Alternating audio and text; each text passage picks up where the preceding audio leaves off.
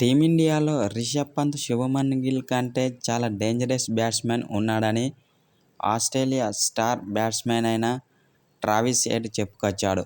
అతను ఎవరో కాదు, కేఎల్ రాహుల్.